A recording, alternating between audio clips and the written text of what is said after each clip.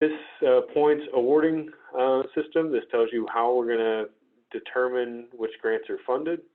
I'm not going to go into this in great depth. You can actually read it. There is no subjectivity to what grants are selected. It is purely based on points. And that is, so essentially, your grants get scored by staff. That score determines who gets funded. It does not go to another third party that selects the grants. We use the strict scoring to select the grants, and however that turns out, we just go down the list of amount of funds available and stop it when the funds run out. We do not do partial awards. There's a number of contracting issues that would come up, especially with the match requirements for partially funded grants.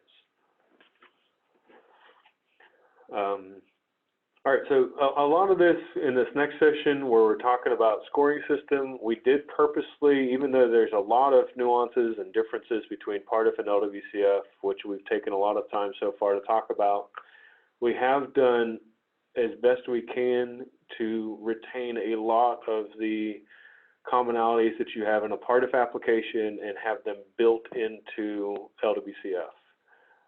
The purpose of that is that we want you to not have to duplicate your effort as much as we can, and that's also why we made the May 1st is the PARTIF deadline, July 1st is the LWCF deadline. We wanted to give you some time to, if you wanted to take your PARTIF application and retool it so that it aligns for an LWCF application, and when it applies, be able to use some of the same information. So some of this you're going to see that the criteria are very, very similar, or in cases mirror what you would have to submit for PARTIF. So I'm going to gloss over some of these, and I'm just going to highlight some of the differences. Pay attention to this, but this I'm not going to spend a ton of time on because you're probably quite used to it or can read, and your consultants are explicitly familiar with a lot of the things within here. So master planning, those requirements are going to be the same. Comp plans, same as PARTIF. Make sure that you're following this. If you want more information about what that's looked into, there is a webinar on PARTIF that you can follow. Otherwise, there's descriptions, and your consultants can catch you up with it. But yes, we look for planning for master plans and comp plans. CIP plans are also things that we're looking at. Level of public involvement. Make sure you're going to be doing, if you're going to do PARTIF funded or meetings with your public about PARTIF, and you're going to do meetings about your LWCF grant, you need to be explicitly clear with them about what is done at the different projects. I would not encourage you to use one meeting to cover both grants or both grant applications. What you're doing is increasing the probability that you're going to have mix-up and possibly not get points for either one. I would strongly encourage you to have separate meetings. Now, you can have them back-to-back, but I would not try and muddy the lines between the two. It's just going to be more difficult for you. Now, the criteria for how you document them are very, very similar. That's my recommendation to you. Your needs survey is going to be very similar, if not the same, to PARTIF.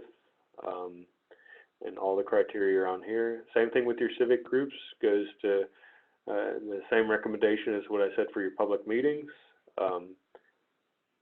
Don't try and muddy the waters, separate the two, make them clean, because you're likely not going to have the same elements, and plus you don't want to reduce the probability that you've mentioned what you need to partly for the PARTIF criteria and partly met it for LWCF, and in both cases not met either one. So separate the two, do them cleanly and clearly. That's, again, my recommendation. Same thing with your PARTIF board. Those can be two separate actions. Does not mean that it has to be a different meeting, but they are two different grants. It would make sense that they would show support to two different elements or two different items. All right, so I do want to talk about this.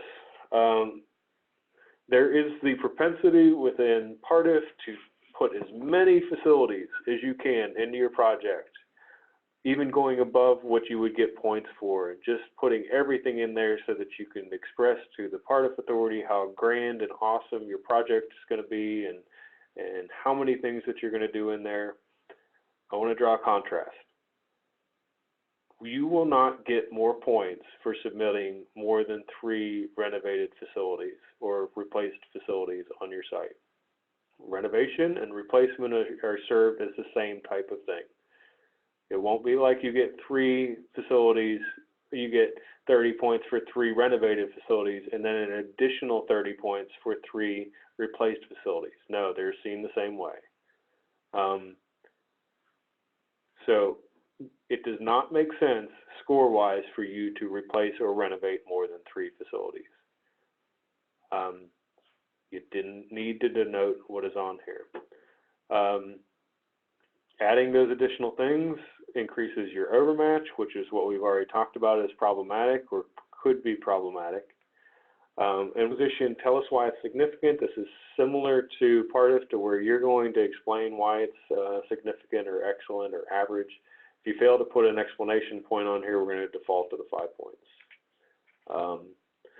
This is different than PARTIF. The number of acres acquired. Your probability of a land of a conversion goes down if it is a larger property and you know it is larger. If you're trying to acquire a ½ an acre property, you're not going to score as well as one that is a 250 acre park. That's how we've written the scoring criteria, and that is to not only encourage you to go after bigger parks, but also to understand that the vast majority of the conversions that come through our office have to deal with tiny parks that somebody has forgot about or a road is cut through. And it is much more difficult to actually convert that to a larger issue. So yes, larger pieces of property are going to score better than a smaller piece of property. Operating and maintaining the project, that is the same as PARTIF, and that's likely not going to change no matter, you can't really do much about that. Let's see, the barriers, everybody should be doing this. This is something that the National Park Service says that we need to have in there as far as in your development projects, that you understand and you're going to comply with all the architectural barriers with accessibility, and that whatever you renovate is going to be more accessible. In particular, you're going to have, I think we'll see a lot with this with playgrounds or just facilities in general, that were maybe built in the 1970s or 80s, you've done some compliance stuff to it, but the renovation that you're going to do not only makes the facility better, but it also is going to make it more accessible. That's a good thing. I would anticipate the vast majority of, or just about every development project or every renovation or replacement project that comes through is likely going to request these points. If not, we're going to have to ask, what are you doing with your accessibility stuff? Previous funding, you're going to get that, and you're going to do your best to understand this, and you're going to go through and check how many you have. We give you information towards the end of the application that helps you understand how many parks are in your jurisdiction and fill out that information. So when you're filling out that particular score, reference these sheets. We'll also go behind you and spot check to make sure that you filled it in correctly. The SCORP goals. So our SCORP is currently posted on our website.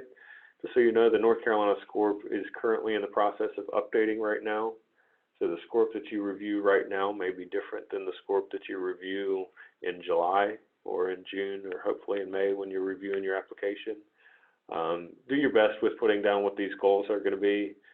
We are going to take Q. If you don't take much time and you only say that it only meets one goal, that's not going to help you out a whole lot. But if you put down 5 and we're questioning and you haven't clearly told us how your project is meeting all 5 SCORP objectives, it's not going to help you. So make sure that you not only put down and review the SCORP, but put a background as to why you landed on that. Again, outdoor recreation facilities. Let's see, support facilities. Yes, you can renovate support facilities on your site. You're not going to score points for them. Renovate or replace. So you're not going to score points for them, but you can renovate. LWCF helped build your restroom 20 years ago. You want to renovate it? Yes, you can replace that. You have a scorekeeper's booth that was built with LWCF funds 30 years ago. You want to update that? Yes, you can renovate that. You have a baseball field that now is out there, was LWCF funded, and you need to upgrade it, so it needs a scorekeeper's booth around it. Then yes, that's a renovation to that ball field. These are examples that you need to talk with your consultants about to clearly understand what LWCF done and then what you're planning on doing out there. Greenway master plan, like I said, we're still going to accept them. I've told you what I think are the potential pitfalls of doing greenway acquisition,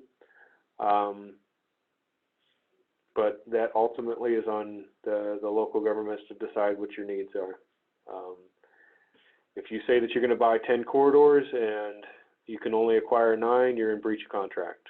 So make sure that you have all your landowners lined up and that you know that you can clearly knock it out. Let's see, comprehensive plan. So all these definitions are within here. Make sure that you're referencing them, and the vast majority of them are similar to part of